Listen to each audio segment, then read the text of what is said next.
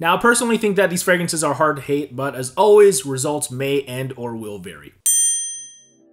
Hey forum, Manny back here with another video on the CascadeScents fragrance station, and this one is on my top 5 signature scent fragrances. But as always, before we get on with everything, the goal for this video is 500 likes. If we reach that goal, I'll randomly PM a single subscriber in the comment section below, as you'll be the recipient of an assorted niche fragrance sample pack. You can only enter the contest once per YouTube account, so please do not leave more than one comment. And please make sure that your YouTube account is enabled to send and receive inbox messages properly, and that you're subscribed to this channel if you aren't so already. But now about this top 5 list, what makes a great signature scent? I have 4 separate criteria for this, and they are as follows. It has to be versatile smelling because I'd use it for every season and every occasion. Has to perform well enough to power through most of these occasions like an extended workday. Has to be somewhat unique too in comparison to what else is popular out there, because I don't want to potentially reach into ex-boyfriend territory. And lastly, the scent has to be cost effective. It can't really be any of my super pricey niche scents because I'll be replenishing this a lot if I'm going to be using only this scent. Now, of course, I'm not a signature scent type of guy anymore. Nowadays, I personally find life a little bit more exciting with all of this variety, but regardless, there's no concrete right or wrong approach. As long as you're happy spraying a fragrance or fragrances daily in your own special way,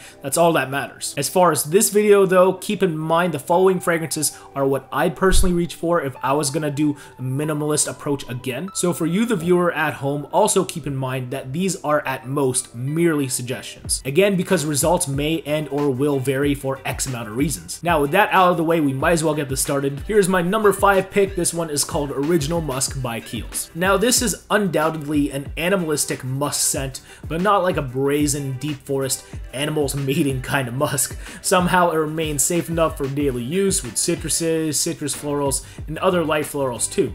Kind of reminds me of a rainy day type scent with how it projects off my skin like a wet musk, and one that I'd find perfect for my most mundane uses like work or other everyday type stuff. But don't get it twisted, it's still definitely a musk scent, just a musk with an overall upbeat, fresher side, which I can also appreciate. So who says a musk scent can't be versatile? I mean, if it wasn't, Kiehls would not have discontinued every one of their other scents in favor of just this one. But of course they did, so here we are again at number 5, it's Original Musk by Kiehls. Try this ASAP if you're looking for a safe and unique musk. Now moving on to my number 4 signature scent fragrance, here we go. It's Barfly by Scotch and Soda. Barfly opens up with citrus and herbal notes, which is nice because it comes off fizzy and upbeat in the air, which I can appreciate. I feel like that fizzy vibe is super safe yet unique enough because it's very crowd friendly and not a whole lot of mainstream fragrances I feel are going for it. But something else they aren't trying to channel as well is how this Barfly stuff dries down. We're talking slightly vanilla-y as well as musky, but for the most part sandalwoody in the dry down. That creamy sandalwood makes for a nice snuggle scent in my personal experience, or for whatever else I'd use it for. So if you're into a decent enough quality, cozy imitation sandalwood scent, check this out if you've yet to. Again, it's Barfly by Scotch and Soda at number 4. Now moving on to my number 3 signature scent fragrance, here we go. It's Amber Pour Homme by Prada. Now, APH is very soapy, like a white bar soap or a barbershop soap or something like that. Just super clean in a slightly old school masculine way, but doesn't remotely smell dated, which I also appreciate. Somehow they're able to achieve this vibe with notes to me that aren't supposed to smell this relatively clean, like an ambery labdanum or bittersweet saffron spice, but Prada achieves this vibe anyway, and you really can't tell off the bat what the notes are unless you're trying to zero in on them with your nose on purpose. So overall, this is the type of scent that I love starting my day with because I'd feel super clean and ready to go for the X amount of hours this stuff would last on me. But if you historically dislike soapy scents for whatever reason, just stay away from this. Otherwise, if you're like me and you're open to the idea of soap, check this out if you haven't yet. Again, it's my number 3 signature scent fragrance, Amber Pour Homme by Prada. But now moving on to number 2 signature scent territory, here we go, it's Icon by Dunhill. Now Icon takes that standard male DNA of a citrusy opening, spicy / aromatic heart with a woody-ish base, but makes it feel equal parts contemporary and classic.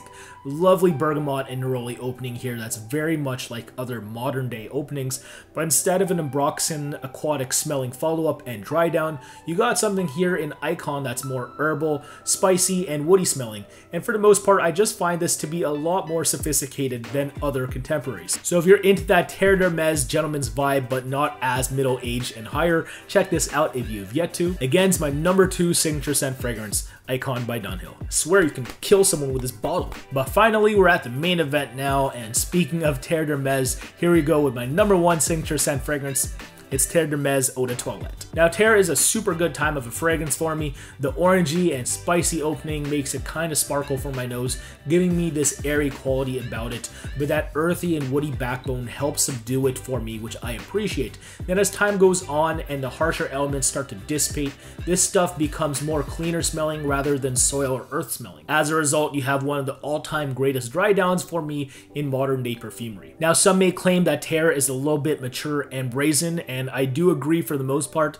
It's definitely not for the faint of heart. But for me, overall, I do get this vibe that's equal parts gentleman and baller, and I really can't get enough of that. Just such a unique type of sophistication in this scent, and one that I wouldn't mind wearing a lot of if I only had to pick one. So that's why it's my number 1 signature scent fragrance this time around. Again, it's Terre d'Hermes Eau de Toilette. And before you ask me in the comments, I do think that the Parfum version is just as nice and is as worthy of a placeholder as the number 1 signature scent fragrance on this list too. And hell, I even love Eau Très Fresh as well, so Hermes for the win. But hey, I think that's about it for them. Hopefully you enjoy my top 5 signature scent fragrances. Thankfully, these fragrances are of brands that have fairly widespread worldwide distribution too. So again, if any of these are of interest to you and you've yet to test them, please do so at wherever is physically convenient for you. But it's that time of the video where I'd love some of your personal feedback. What do you think of my signature scent fragrances? And what do you personally find signature scent worthy? Please let me know in the comment section below. As always, again, if you enjoyed this video or if it made you smile, please like and subscribe if you've yet to. Again, 500 likes and a random subscriber in the comments gets inboxed for an assorted niche fragrance sample pack. So until then, salute and thank you for your time as always. Take care for now, peace out, bye. Wear your fragrances.